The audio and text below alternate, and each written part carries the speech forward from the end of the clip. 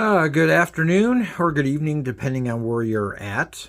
Welcome to episode 4 from Captain Van Plastic. This is part 2 of I Can't Do That, having confidence in yourself. What we're looking at here to start out with is a 1941/1939 Chevrolet. How did we do that, do you ask? Well, one of the first things I decided to do with expanding my knowledge of what I could and couldn't do was kit bashing. And I had always loved not building Woody, but I always loved Woody automobiles, Woody wagons. I just thought they were so cool. And this is the first one I built. The back of this is a, right here, this is a Jimmy Flintstone body. And it does not come with a front clip. But I had a part of a 39 Chevrolet. I'm trying to think of where I got the front of it from. If the rest of it was destroyed or what. I built this, man, almost 20 years ago. Anyways, the 39 fit perfectly onto the front of the Jimmy Flintstone body. The Jimmy Flintstone body did have wood grain in the molding, but I sanded it down to where it was almost gone, and I put my basswood and balsa wood on it for the very first time. What I did is I put the wood on first, I glued it on, and then I masked it and then painted the body. I was pretty happy with it for my first try. The white wall rims, I do not remember where they came from, but I'm pretty sure this is a Tester's metallic blue over silver for the body. After I did this and realized, hey, I can actually do stuff like this, I did move on to something a little more complicated. But on this one, one of my really early combos, we have an aftermarket Parts by Parts air cleaner on it and a Parts by Parts magneto for the spark plug wires. And then when I flip it over, it is a chassis that I do not remember what the chassis was from, if it was a Ford or a Chevy chassis. All I know is everything fit really good underneath this, and I was very happy and pleased with it. I think I took it to Hobbytown when I was living in Georgia, and I believe it got a ribbon of some kind. Just very pleased with it overall. It wasn't that hard of a kit bash. I'm having trouble here with this. It was very simple. Basically what I'm trying to say is don't be afraid to try something. Even if you have to sand it a little bit here, sand it there, grind it a little bit with a Dremel to make things fit. Don't be afraid to try something, because I was very happy with this the way it came out. Not too long after this, I was at one of the first shows I went to, and I picked up a glue bomb. It was the AMT Alart kit. I really wanted it for the wheels and tires alone. And as I started taking it apart, I realized, I can do a lot more with this, because as I was taking it apart, basically things were breaking, they weren't going to be any good anymore. But I'm the kind of guy that when I do take something apart, if it looks like it's halfway decent, I'm going to save it and use it for something else. So this whole car right here is from the George Barris a la carte kit.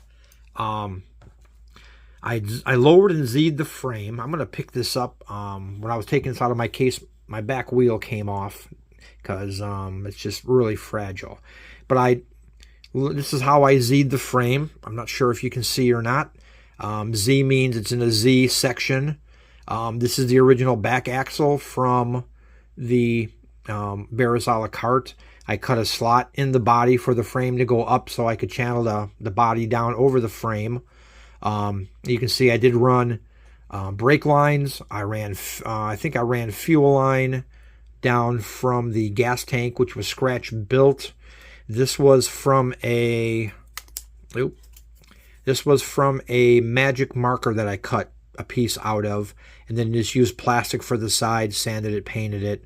These are from a metal gasket kit I had from work, and it was blue. It was a very thin metal gasket, and I just thought the blue looked really cool for straps on the gas tank.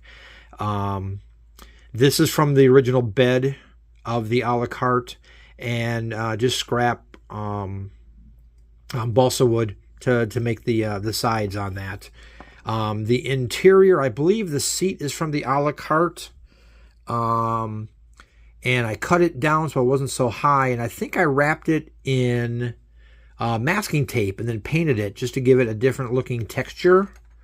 And then on the inside, not sure if you can see what I did here or not, got some decals that I made myself, which I'm going to get into in another episode of this. And I think all of that is from the Alart on the inside. Same with the engine. That's the engine out of the Alart. Alart, not Alart. You can see I added, let me get my light here, copper fuel line to every injector. That was quite a task. And just running the plug wires and brake lines to the front wheels. And I cut down the radiator. Yep, there goes the other wheel. It's actually cut and sectioned. I'm not sure how many inches I took out of it, but it was a much bigger. I started using some model car garage emblems and a few other things. Kind of just went to town on this one. I was like, well, it'll either all work or it won't work. And most of it actually worked. And I'm still really happy with this. It's one of the cooler hot rods I think I ever made. Oh, and I used aluminum tubing for the exhaust. But the reason I chose to do this with the Alart or any model is the suspension, the rear, and everything fits on that frame. And, you know, because it was all designed to go together that way. So I didn't have to do a whole lot of scratch building for the front suspension, the rear suspension, all that kind of stuff. So it was my first attempt of taking a model apart and completely redoing it. I'm still really happy with it after, I'd say, 18 years ago I did this. I think the windshield is missing. There was a windshield there. I think when I moved here a couple years ago, besides a few things breaking on it, we lost a windshield. But anyways, my main point is, don't tell yourself you can't do that. Try it. This was my first big attempt, like I said, at doing either one of these kinds of kit bashings. I don't know if this is technically a kit bash on the Alart, but it was more a kit smashing, I guess, where I took it apart and completely redid it. One thing I also like to do is I like to sand the tires to make them look like they have been used. And I think that's really about it for this episode. So don't be afraid to try something. If you see a picture of something in a magazine or online and you think, I might give that a try, go ahead and do it. Worst you can do is it not work and you learn something. Or you keep working on it and you figure out how to make it work. So until next week, everybody enjoy, and we'll talk to you soon. Thanks for watching. Bye-bye.